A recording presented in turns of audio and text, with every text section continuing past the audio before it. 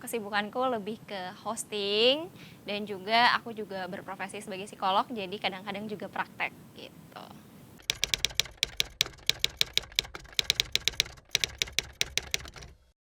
Oke, jadi pertama aku ikut Miss Indonesia kalau nggak salah tahun 2017. Waktu itu alhamdulillah masuk ke 15 besar. Nah, setelah 15 besar, kita ini kan dikontrak sama Star Media Nusantara dan di sana kita dikasih banyak opportunity untuk casting dan juga dikasih kesempatan untuk belajar itu presenter atau juga acting, bebas mau yang mana. Akhirnya waktu itu iseng banget coba-coba berbagai casting dan nggak berniat juga untuk jadi presenter karena nggak punya background public speaking dan termasuk orang yang introvert dan malu banget untuk bicara depan kamera. Tapi ya, alhamdulillahnya ya, waktu itu ada rezeki terus keterima juga jadi salah satu presenter di TV channel selama kurang lebih 1 tahun dan setelah itu juga akhirnya casting untuk acara, TV lain, terus masuk ke iSeleb di iNews dan sekarang masuk ke Morning Update juga alhamdulillah.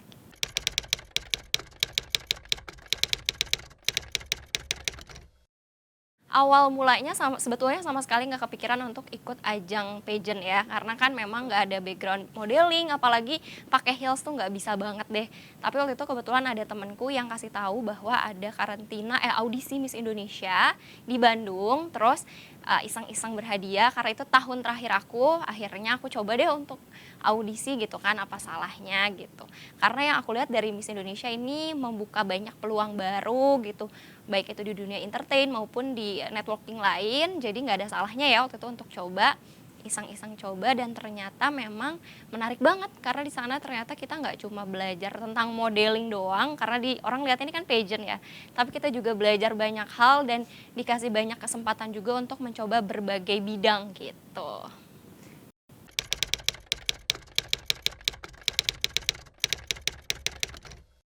Kalau untuk aku Miss Indonesia ini ajang yang, lengkap deh semuanya bukan hanya pageant, tentang kecantikan aja gitu ya bagaimana, perempuan ini harus berpenampilan menarik gitu pasti itu juga, tapi kita juga harus punya, body language terus, cara duduk dan lain sebagainya yang juga mencerminkan seorang wanita yang elegan gitu. Nah selain itu kita juga dituntut untuk punya, apa ya, kecerdasan gitu, pengetahuan yang juga mumpuni gitu sebagai seorang wanita. Dan di sisi lain, yang paling penting nih menurutku yang membedakan ajang Miss Indonesia sama ajang lain, kita juga punya beauty with a purpose. Jadi biasanya masing-masing, finalis itu udah punya, ibaratnya apa ya, kegiatan sosial gitu yang memang mereka minati dan sudah dilakukan. Jadi bukan hanya cantik doang, tapi juga di Miss Indonesia kita juga harus punya kontribusi buat masyarakat tuh apa sih, buat sosial tuh apa gitu.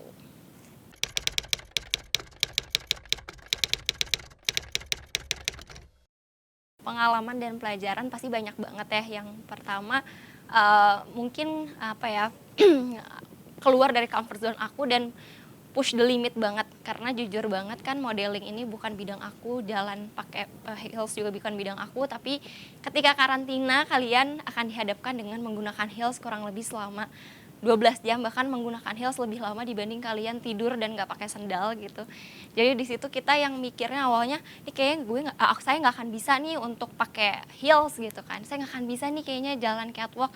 Ternyata kita memang akhirnya karena terpaksa dan juga dikasih motivasi, ngelihat teman-teman juga, akhirnya bisa juga tuh.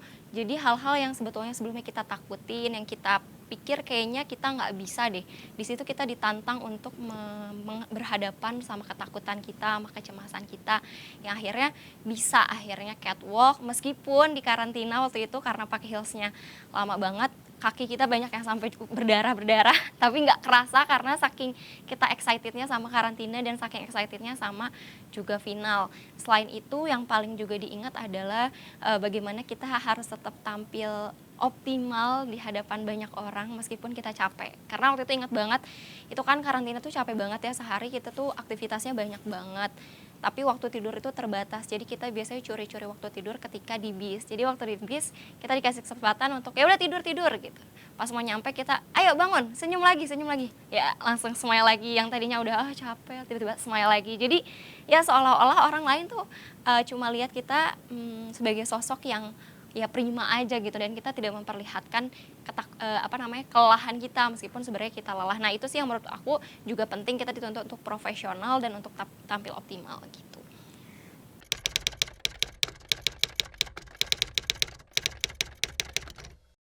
Wah, excited banget akhirnya ya selama kurang lebih 2 tahun vakum gara-gara pandemi, alhamdulillah sekarang digelar lagi dan pasti banyak banget perempuan di luar sana yang udah menunggu ajang Miss Indonesia dan aku juga berharap setelah 2 tahun ini Miss Indonesia bisa kembali menggelar acara dengan, para kontestan yang nggak kalah luar biasa, apalagi udah 2 tahun pasti banyak banget bakat-bakat terpendam ya yang akhirnya ikut Miss Indonesia. Mudah-mudahan, karantinanya nanti berjalan lancar, audisinya juga berjalan lancar.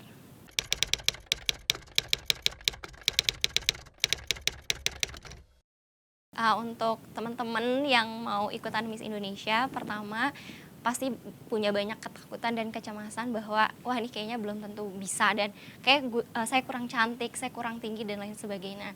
Nah, percaya aja sama diri, teman-teman sendiri, hadapi ketakutan teman-teman, kita nggak pernah tahu apa yang, akan terjadi dan apa hasilnya kalau kita nggak mencoba gitu. Dan, ketika teman-teman sudah, memutuskan untuk mengikuti Miss Indonesia, teman-teman fokus aja sama tujuan teman-teman, fokus sama, proses karantinanya, nikmati aja proses karantinanya, baik itu yang menegangkan, menyenangkan, atau yang juga kadang-kadang bikin sebel, bikin capek. Karena, proses, menuju final karantina itu menjadi salah satu momen yang nggak akan terlupakan dan juga momen yang mungkin tidak akan pernah teman-teman lewati lagi. Jadi once in a lifetime, jadi, nikmati aja dan fokus aja sama proses karantinanya gitu.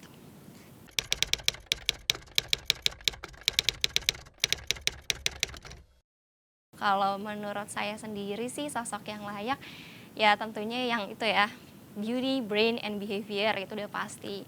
Yang bukan hanya memiliki, tampilan yang cantik, menarik, karena pada dasarnya semua perempuan itu cantik dan menarik, tapi juga yang bisa, berkontribusi sama lingkungan, sama sosialnya seperti apa, dan juga bisa menjadi paling penting sih, bisa menjadi sosok yang tetap autentik gitu, tetap menjadi dirinya sendiri, tapi dia juga bisa menjadi sosok yang menginspirasi perempuan-perempuan di luar sana untuk menjadi lebih baik dan mencapai tujuannya.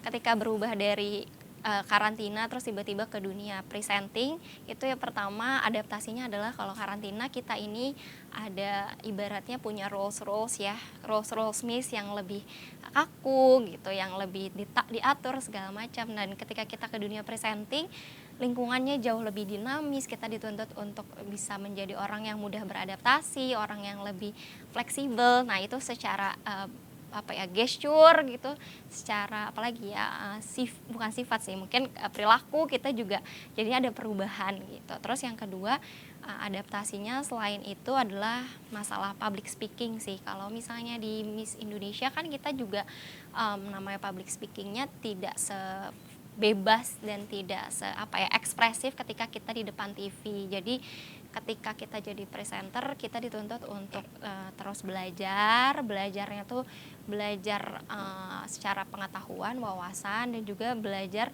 bagaimana presenting yang baik gitu.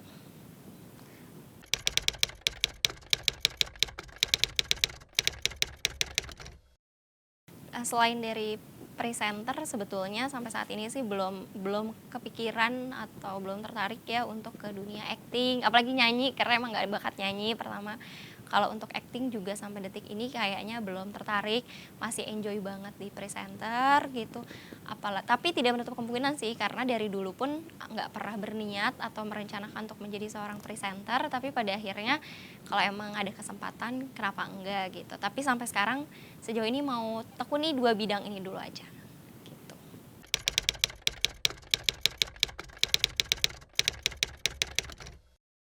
Oh ya, itu ya poin yang bagus banget ya. Seorang introvert tuh bener-bener jadi tantangan sih buat aku jadi presenter.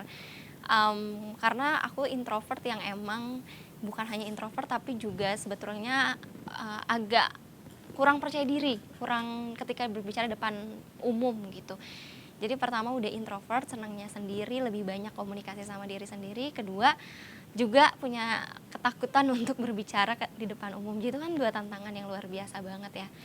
Pasti itu ada tantangan karena pertama jadinya depan kamera, saya juga waktu itu akhirnya agak grogi. Jadi kadang-kadang kalau misalnya dibicara depan kamera agak getar gitu. Terus juga kalau misalnya, eee sekarang nih di presentingnya yang dituntut untuk banyak bicara, itu juga kadang-kadang suka agak kehabisan apa namanya, pembicaraan ya, kosakata gitu pembicaraan karena memang dasarnya juga nggak terlalu suka ngobrol gitu. Jadi, nah itu 2 tantangannya, harus, menghilangkan groginya di depan kamera dan kedua, harus melatih skill komunikasi, skill public speaking-nya gitu.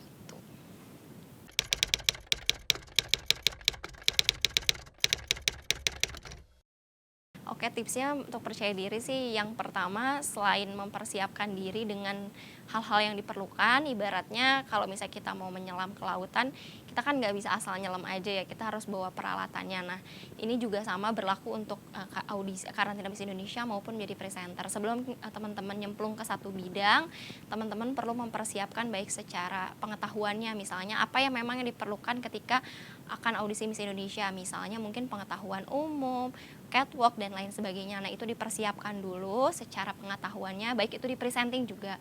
Kedua, setelah kita sudah punya pengetahuannya, yang kedua yang paling penting menurut saya adalah prakteknya gitu. Jadi teman-teman mau latihan sebanyak mungkin seperti apapun di depan kaca atau di depan orang lain atau di kamar mandi, itu tidak akan sama dengan teman-teman benar-benar terjun langsung ke tempatnya gitu. Karena semakin banyak pengalaman teman-teman, semakin banyak teman-teman bikin salah, maka teman-teman semakin banyak juga peningkatannya dan ketakutannya juga semakin mengecil gitu. Jadi jangan takut untuk memulai dan jangan takut untuk salah gitu, karena semua kesalahan pasti bisa diperbaiki, itu sih intinya.